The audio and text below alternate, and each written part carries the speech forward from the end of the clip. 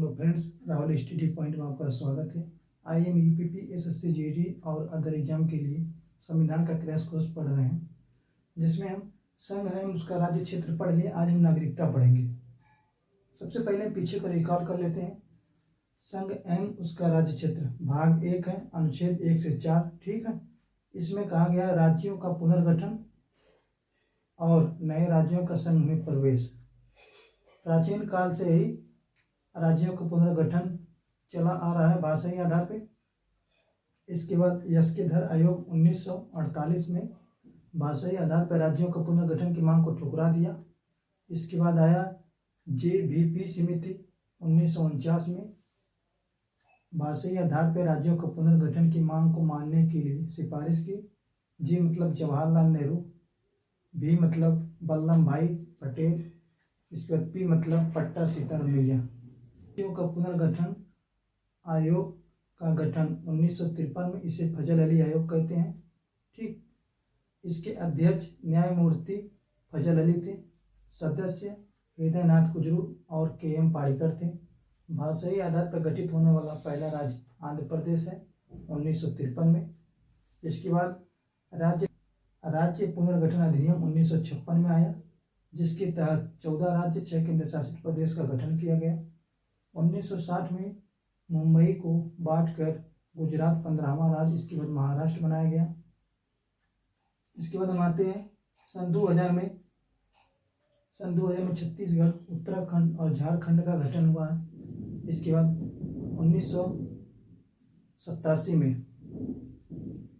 1987 में गोवा का गठन हुआ। इसके बाद 1914 में आंध्र प्रदेश को काटकर तेलंगाना राज्य बनाया गया था। इसके बाद 31 अक्टूबर 2019 में जम्मू कश्मीर और लद्दाख 2 केंद्र शासित प्रदेश बनाए थे। यहाँ पे थोड़ा सा गलती हो गई थी, इसके लिए सॉरी। 31 अक्टूबर 2019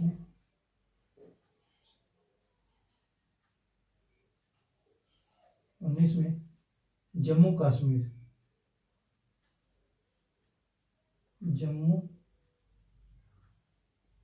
कश्मीर और लद्दाख,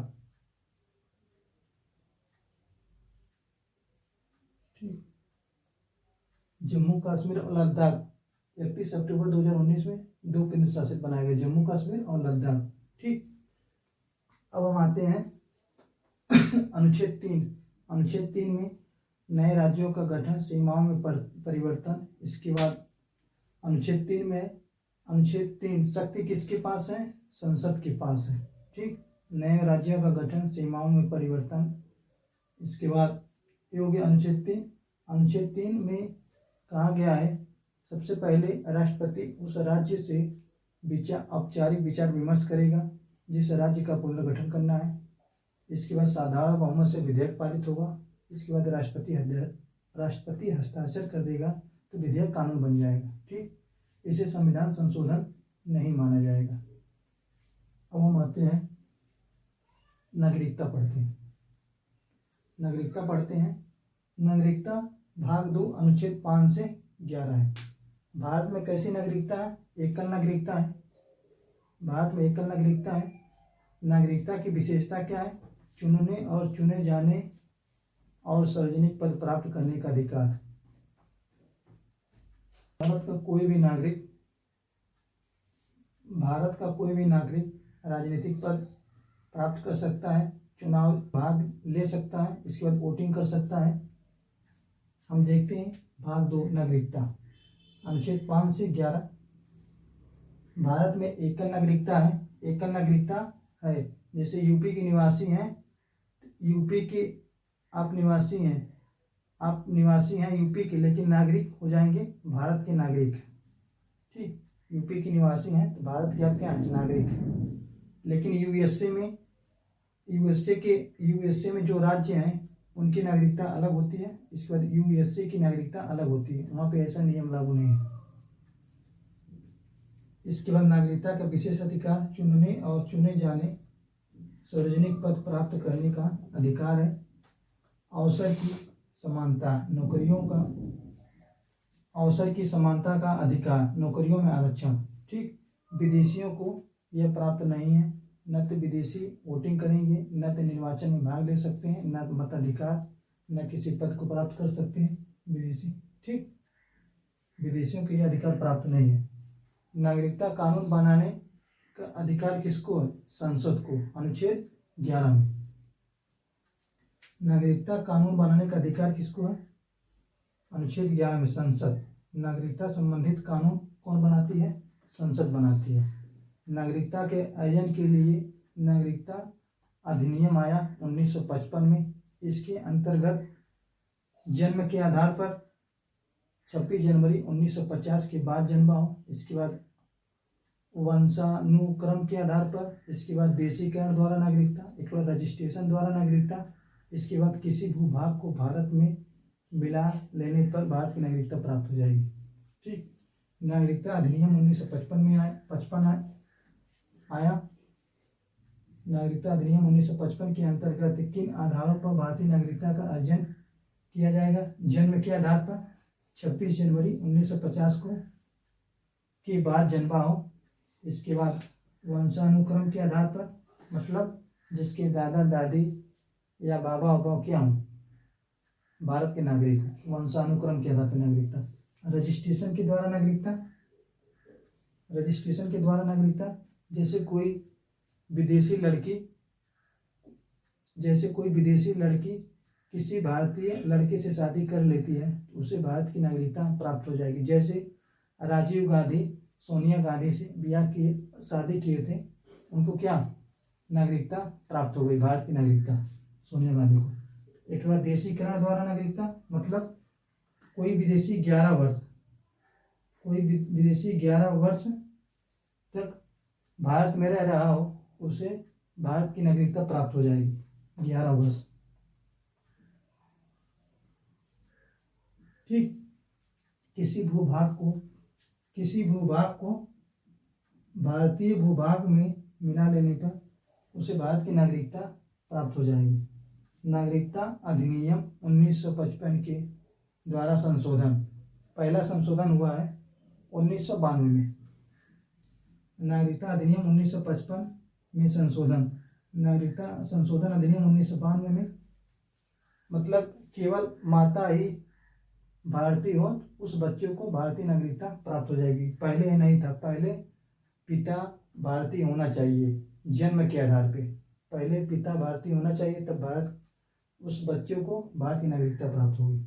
लेकिन 1992 में यह क्या कहा गया है, अगर माँ भारतीय है तो बच्चे को भारत का नागरिक समझा जाएगा, पहले पिता था।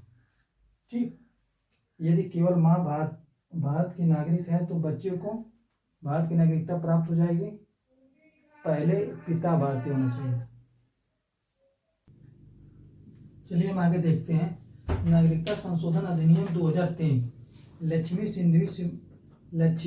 सिंधवी समिति की सिफारिश पर 16 देशों में नागरिकों को दोहरी नागरिकता का प्रावधान है। ठीक, इसके बाद उन्हें PIO card, person of India origin card लागू किया गया था, मतलब उन लोगों के लिए वीज़ा की ज़रूरत नहीं है, PIO कार्ड लागू किया गया था। एक नागरिकता संशोधन 2002 हो गया 2005 में जो है पाकिस्तान और बांग्लादेश को छोड़कर अदर सभी देशों में भारत के निवासियों को दोहरी नागरिकता दी जाएगी। चलिए हम देखते हैं। लक्ष्मी सिंधवी संविधान संशोधन 2003, लक्ष्मी सिंधवी समिति की सिफारिश पर 16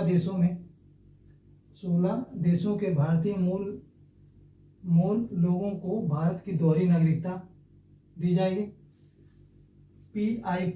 PIO card, person of India origin card, PIO card जारी किया गया। ठीक, इसके बाद कारोबार कर सकते हैं, इसके बाद लेकिन इन्हें मत अधिकार नहीं दे सकते हैं। कोई पद प्राप्त नहीं कर सकते हैं। PIO कार्ड मतलब धारकों को भारत में वीजा की जरूरत नहीं है, वे कारोबार कर सकते हैं, मताधिकार नहीं देंगे। इसके बाद पद कोई प्राप्त नहीं करेंगे, सिर्फ कारोबार कर सकते हैं। नागरिकता संशोधन 2005 में पाकिस्तान और बांग्लादेश को छोड़कर बाकी सभी देशों में जो भारतीय मूल के निवासी हैं उन्हें दोहरी नागरिकता दी जाएगी। पाकिस्तान और बांग्लादेश को छोड़कर 2005 में छोड़कर सभी देशों में रहने वाले भारतीय मूल के लोगों को भारत की दोहरी नागरिकता दी जाएगी। ठीक है। OCI कार्ड, इन नागरिकों के लिए OCI card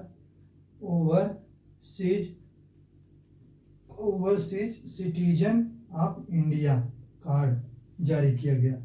overseas citizen of India card जारी किया गया। नागरिकता संशोधन 2015 में PIO, इसके बाद OCI कार्ड दोनों को मिलाकर एक कर दिया गया, OCI कार्ड।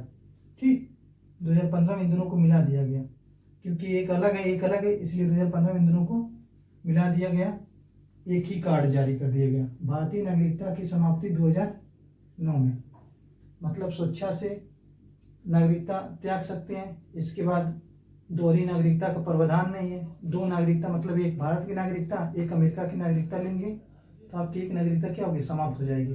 दोहरी नागरिकता का प्रावधान नहीं है।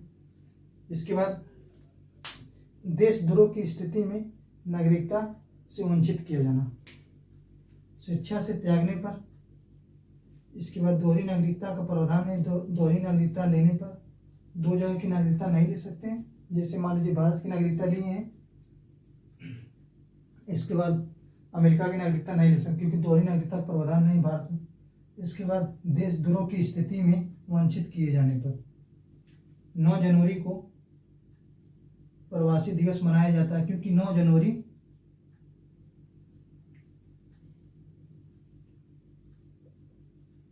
(9 जनवरी 1915 को गांधी जी दक्षिण अफ्रीका से वापस आए थे। उसी खुशी में 9 जनवरी को प्रवासी दिवस मनाया जाता है।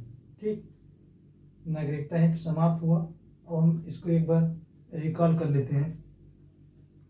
नागरिकता भाग 2 में अनुच्छेद 5 से 11 मतलब भारत में एकल नागरिकता का प्रावधान है।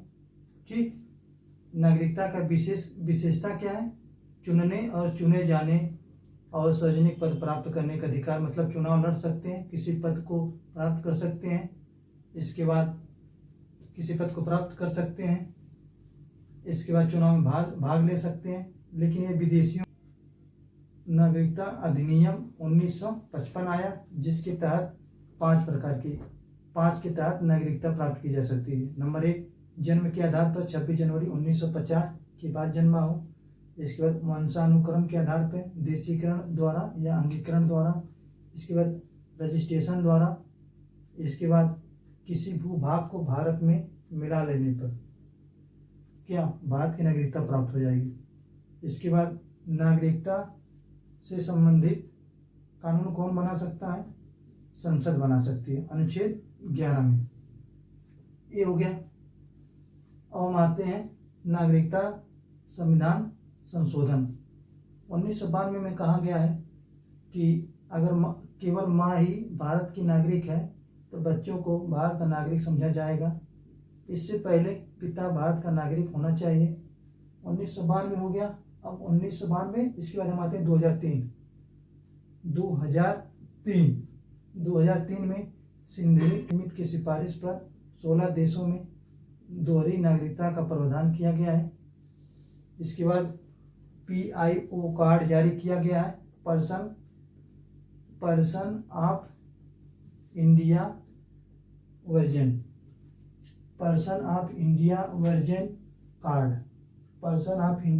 कार्ड, PIO कार्ड मतलब भारत से बाहर जाने के लिए वीजा की जरूरत नहीं है। PIO कार्ड विदेशियों के लिए, जो मतलब भारत के हों जाके विदेश में रह रहे हैं, उनके लिए वीजा की जरूरत नहीं है। भारत में आके कारोबार कर सकते हैं। इसके बाद मत अधिकार को प्राप्त नहीं है, किसी पद को प्राप्त नहीं कर सकते हैं भारत के। इसके बाद क्यों उन्हें दोहरी नागरिकता दी गई? क्योंकि वो भारत से विदेश से आए और अपने भारत में आके अपना बिजनेस करें, उससे लोगों को रोजगार मिलेगा। उन्हें मत अधिकार देने का अधिकार नहीं प्राप्त है। इसके बाद कोई पद प्राप्त नहीं कर सकते, कारोबार कर सकते हैं। जो भारत के हों और विदेश में रह रहे हों उनको दोहरी नागरिकता को प्रावधान है। नागरिकता संशोधन 2005 में पाकिस्तान और बांग्लादेश को छोड़कर बाकी सभी देशों में भारत के मूल निवासियों को दोहरी नागरिकता का प्रावधान है। दोहरी नागरिकता का प्रावधान है। इसके बाद OCI कार्ड जारी किया गया, overseas citizen of India card. नागरिकता संशोधन 2015 में PIO कार्ड OCI कार्ड को मिलाकर OCI कार्ड कर दिया, एक ही कार्ड बना दिया गया था 2015 में। नागरिकता की समाप्ति अनुच्छेद 9 में स्वेच्छा से त्यागने पर दोहरी नागरिकता लेने पर, इसके बाद देशद्रोह की स्थिति में 9 जनवरी को प्रवासी दिवस मनाया जाता है, क्योंकि 9 जनवरी 1915 को गांधी जी दक्षिण अफ्रीका से वापस आए थे। चलिए हम अपना वीडियो समाप्त कर रहे हैं। अगर हमारा वीडियो पसंद आए तो कृपया लाइक सब्सक्राइब कीजिएगा।